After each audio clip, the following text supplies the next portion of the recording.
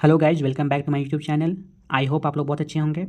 तो चलिए आज हम लोग देखते हैं झारखंड में जो भी एग्ज़ाम हुए हैं, जैसे जो भी एग्ज़ाम ली है उसके प्रश्नों का देखेंगे। तो आज हम आपके सामने लेकर आए हैं 28 जनवरी 2024 को जो झारखंड सीजीएल का एग्ज़ाम हुआ था, उसमें पेपर 3 में किस टाइप के क्वेश्चन पूछे गए थे। तो आज हम लोग सिर्फ सामान्य ज्ञान को देखते हैं, उसमें किस टाइप क्वेश्चन पूछे गए थे, क्योंकि 21 और 22 सितंबर को आप लोग का जैसे सीजीएल का एग्ज़ाम होने वाला है। तो आप विगत वर्ष को क्वेश्चन देखिएगा तो आपके लिए बहुत ही मददगार साबित होगा। तो चलिए पहला क्वेश्चन है, राष्ट्रमंडल खेल 2018 में स्वर्ण पदक जीतने वाले पहले भारतीय भाला फेंकने वाले खिलाड़ी का नाम बताइए। ये नाम काफ़ी फेमस है, क्या हो जाएगा इसका answer? Option number C, Neeraj Chopra. ठीक है, चलिए नेक्स्ट क्वेश्चन देखते हैं। स्थिरता के साथ विकास के लक्ष्य पर केंद्रित पंचवर्षीय योजना की पहचान करें। तो स्थिरता के साथ विकास किस पंचवर्षीय योजना में इसका लक्ष्य रखा गया था? तो ये था ऑप्शन नंबर बी, चौथी पंचवर्षीय योजना। यहाँ और कुछ इंपॉर्टेंट बात जान लेते हैं। तो प्रथम पंचवर्षीय योजना ये हेरोड डोमर मॉडल पर आधारित था और इसमें कृषि को प्राथमिकता दी गई थी। द्वितीय पंचवर्षीय योजना यह पीसी महालनोबिस मॉडल पर आधारित थी और इसमें उद्योग को प्राथमिकता दी गई थी। और चौथी पंचवर्षीय योजना ये 1969 से 74 तक चली थी, क्योंकि इससे पहले 3 वर्ष का अवकाश भी रखा गया था। ठीक है, चलिए नेक्स्ट क्वेश्चन देखते हैं। क्वेश्चन नंबर 3, निम्नलिखित में से कौन सी फसल मिट्टी में नाइट्रोजन की मात्रा को समृद्धि करती है, मतलब बढ़ाती है? तो इसका आंसर क्या हो जाएगा? ऑप्शन नंबर डी, मटर। मटर एक ऐसा फसल है जो मिट्टी में नाइट्रोजन की मात्रा को बढ़ाता है। चलिए नेक्स्ट क्वेश्चन देखते हैं। क्वेश्चन नंबर 4 क्या है, झारखंड में किस वृक्ष के मीठे खाने योग्य फूलों में शराब प्राप्त की जाती है? तो आप लोग झारखंड से होंगे तो पक्का इसका आंसर पता होगा आप लोग को। क्या हो जाएगा इसका आंसर? ऑप्शन नंबर ए, महुआ। महुआ ही एक अच्छा वृक्ष है जिसमें उसके फूल को भी खाया जाता है, उनके बीज से भी तेल निकाला जाता है और उनके फूल से शराब बनाई जाती है। ठीक है, चलिए नेक्स्ट क्वेश्चन देखते हैं।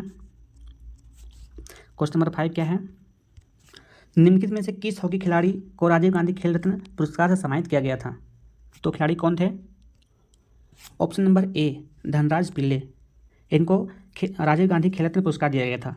याद रखिएगा, अभी राजीव गांधी खेल रत्न का पुरस्कार का नाम बदलकर मेजर ध्यानचंद खेल रत्न पुरस्कार रख दिया गया है। ठीक है, चलिए क्वेश्चन नंबर 6 देखते हैं क्या है, गतिमान वस्तुओं के चित्रों को टेलीवाइज करने वाले पहले व्यक्ति कौन थे? तो इनका आंसर क्या हो जाएगा? Option number B, John L Baird. इनको टेलीविज़न का जनक भी कहा जाता है। याद रखिएगा, ये नाम याद रखिएगा, इनको टेलीविज़न का जनक भी कहा जाता है। चलिए क्वेश्चन नंबर 7 देखते हैं, Indian banking in retrospect 75 years of independence शीर्षक नामक नई पुस्तक किसने लिखी थी? देखिए पुस्तक से भी क्वेश्चन आया हुआ है, तो आप लोग एक बार देख लीजिएगा पुस्तक को। तो इसका आंसर हो जाएगा option number B, doctor Ashutosh Raravikar. ठीक है, इसका आंसर क्या हो जाएगा? Option number B, doctor Ashutosh Raravikar. चलिए नेक्स्ट क्वेश्चन देखते हैं। क्वेश्चन नंबर 8, कौन सदस्य हुए बिना संसद के कामकाज में भाग ले सकता है? वो सांसद नहीं है लेकिन भी वो भाग ले सकता है संसद में। तो इसका आंसर क्या हो जाएगा? इसका आंसर हो जाएगा ऑप्शन नंबर सी, महान्यायवादी। ये क्या होता है? भारत सरकार के कानून के मुख्य सलाहकार होते हैं। ठीक है, ये संसद में भाग ले सकता है। चलिए क्वेश्चन नंबर 9 देखते हैं। 9 है, स्वतंत्रता के बाद भारत के अंतिम गवर्नर जनरल कौन थे? तो शायद पता होगा आप लोग को, अंतिम गवर्नर जनरल भारत के कौन थे? वो थे चक्रवर्ती राज गोपालाचारी। इनका उपनाम राजा जी के नाम से भी जाना जाता है। ठीक है, चलिए क्वेश्चन नंबर 10 देखते हैं क्या है, महादेव गोविंद राणे के सदस्य थे, तो किसके सदस्य थे? इन्होंने किसकी स्थापना की थी? तो इन्होंने प्रार्थना समाज, ठीक है, प्रार्थना समाज की स्थापना की थी। इसका स्थापना कब हुआ था? 1867 ईस्वी में। याद रखिएगा, प्रार्थना समाज की स्थापना 1867 ईस्वी में मुंबई में हुई थी। तो आप लोग समाज जो स्थापना किए गए हैं, आर्य समाज हो गए, ये सब मतलब पढ़ लीजिएगा अच्छे से, इसे क्वेश्चन पूछे जाते हैं। ठीक है, नेक्स्ट क्वेश्चन है क्वेश्चन नंबर 11, निम्नलिखित में से कौन सी पुस्तक मीना अय्यर द्वारा लिखित है? मीना अय्यर द्वारा। इसका आंसर क्या हो जाएगा? इसका आंसर हो जाएगा option number D, I am no messiah. इस पुस्तक के लेखिका कौन है? वो मीना अय्यर है। ठीक है, चलिए नेक्स्ट क्वेश्चन देखते हैं। क्वेश्चन नंबर 12 क्या है, दसमगढ़ झारखंड में किस झरने का नाम है? तो दसमगढ़ किसको जाना जाता है? दसमगढ़ तो या तो दसम दासोंग या दसम फोर, इनको दसम गढ़ के नाम से जाना जाता है। ठीक है, इसकी लगभग इसकी कितनी 144 फीट ऊंची से ये झरना गिरती है। ठीक है, चलिए नेक्स्ट क्वेश्चन देखते हैं। क्वेश्चन नंबर 13, उदयपुर का युद्ध कब हुआ था? उदयपुर का युद्ध कब हुआ था? इसका आंसर हो जाएगा ऑप्शन नंबर ए 1880 ईस्वी में। ठीक है, उदयपुर का संस्थापक कौन था? तो महाराणा उदय सिंह। इन्होंने 1559 ईस्वी में इस नगर को बसाया था और उदयपुर को उस समय झीलों का शहर भी कहा जाता था। ठीक है, चलिए नेक्स्ट क्वेश्चन देखते हैं। क्वेश्चन नंबर 14 है, निम्नलिखित में से कौन सी मणिपुरी नृत्य शैली संबंधित है? तो देखिए नृत्य से भी क्वेश्चन पूछे गए हैं, तो आप लोग नृत्य को भी अच्छे से एक बार देख लीजिएगा कहाँ कौन कौन से नृत्य फेमस है।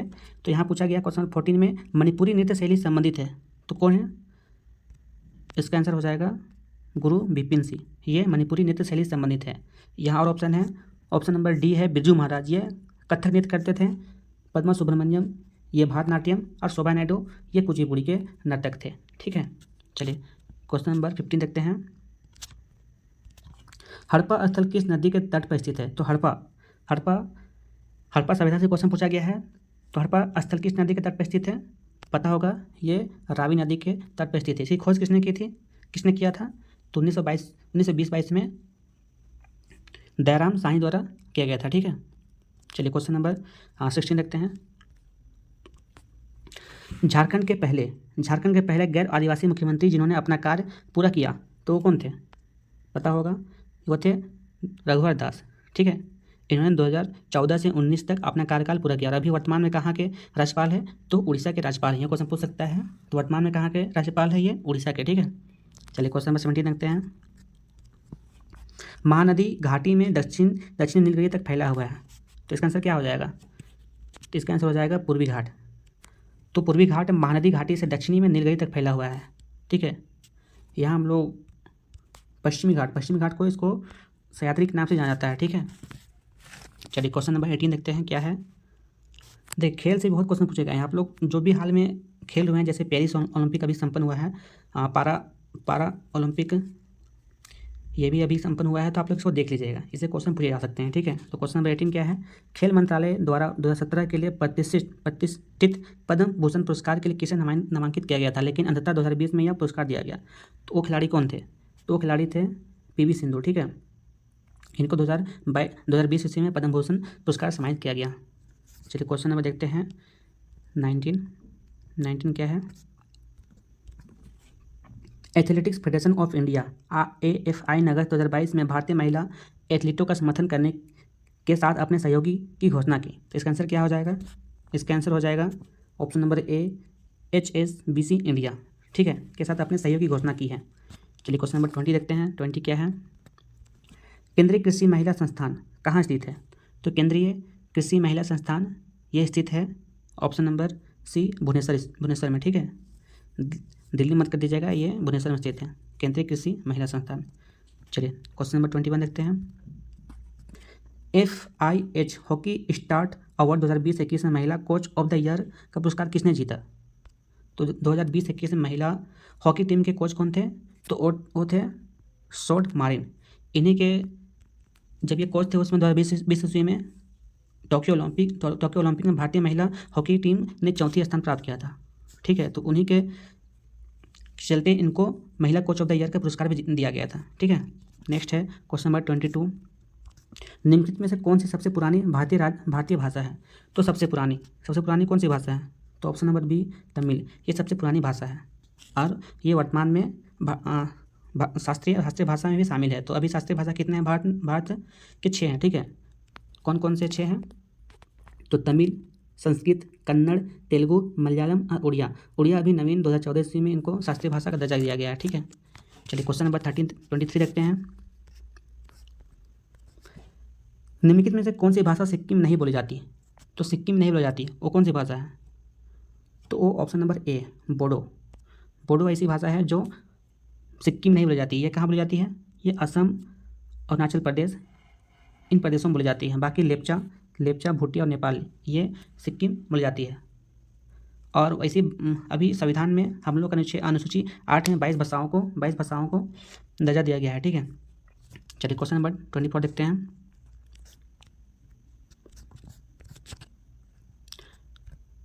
भारत में सार्वजनिक क्षेत्र का सबसे बड़ा बैंक कौन है? तो पता होगा ये बैंक कौन है, तो भारतीय, इसका आंसर हो जाएगा ऑप्शन नंबर डी। ठीक है, ऑप्शन नंबर डी, भारतीय स्टेट बैंक। ठीक है, ये सबसे बड़ा बैंक है। सार्वजनिक क्षेत्र का सबसे बड़ा बैंक कौन है? भारतीय स्टेट बैंक, SBI। चलिए क्वेश्चन नंबर 25 देखते हैं। किस केंद्र शासित प्रदेश में पंचायती राज व्यवस्था मौजूद नहीं है? तो केंद्र शासित प्रदेश कौन सा है? वो दिल्ली है। इसमें पंचायती राज व्यवस्था मौजूद नहीं है। कुछ इंपॉर्टेंट और बात, तो पंचायती राज व्यवस्था ये कब से, एक 13वां संविधान संशोधन 1992 में शुरू किया गया था। ठीक है, पंचायती राज व्यवस्था भारत देश में। चलिए नेक्स्ट देखते हैं हम लोग क्वेश्चन नंबर 26 क्या बोलता है? तो इनमें से किस वर्ष में उर्दू साहित्य के लिए साहित्य अकादमी पुरस्कार नहीं प्रदान किया गया था? देखिए, साहित्य अकादमी पुरस्कार से भी क्वेश्चन पूछा गया है। तो भाषा साहित्य में जो भी पुरस्कार दिए गए हैं हाल फिलहाल में, उसको एक बार आप लोग देख लीजिएगा। तो इसका आंसर हो जाएगा 26 का आंसर हो जाएगा 1976 ईस्वी में, ऑप्शन नंबर ए। ठीक है, चलिए क्वेश्चन देखते हैं।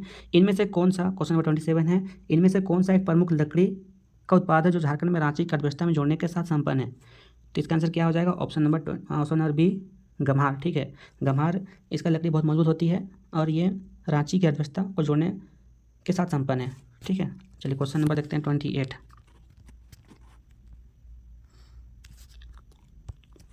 कजली तीज का पर्व निम्नलिखित में से किस राज्य में मनाया जाता है? कजली तीज, इसका आंसर क्या हो जाएगा? Option number D, Rajasthan. Kajli Teej कहाँ मनाया जाता है? राजस्थान मनाया जाता है। राजस्थान के और कुछ इंपॉर्टेंट त्यौहार कौन कौन से, जैसे पुष्कर, ये कहाँ मनाया जाता है? ये राजस्थान, और मरु फेस्टिवल भी राजस्थान मनाया जाता है। चलिए क्वेश्चन नंबर 29 देखते हैं। वर्ष 2022 में राष्ट्रमंडल खेलों को उद्घाटन समारोह में भारतीय दल का नेतृत्व किसने किया था? तो 2022 खेल से बहुत क्वेश्चन पूछे गए हैं। आप लोग 2-3 विगत वर्षों के करंट अफेयर देख लीजिएगा। ठीक है, चलिए इसका आंसर हो जाएगा 29 का option number D, PV Sindhu और मनप्रीत सिंह। मनप्रीत सिंह कौन थे? वो उस समय हॉकी टीम के कप्तान थे। ठीक है, और PV सिंधु जानते होंगे बैडमिंटन खिलाड़ी हैं। चलिए क्वेश्चन नंबर 30 आज का हम लोग लास्ट क्वेश्चन देखते हैं, सामान्य ज्ञान का। तो SMS के जनक के रूप में किसे जाना जाता है? तो SMS के जनक के रूप में किसे जाना जाता है? ऑप्शन नंबर सी, मैटी मैककॉनन को। ठीक है, इनको SMS के जनक के रूप में जाना जाता है। तो नेक्स्ट वीडियो आपके लिए मैं लेकर आऊँगा सामान्य विज्ञान का। ठीक है, तो आप लोग उससे पहले सामान्य ज्ञान में जो क्वेश्चन पूछे गए उससे रिलेटेड आप और प्रश्न देखिए। चलिए ठीक है, धन्यवाद।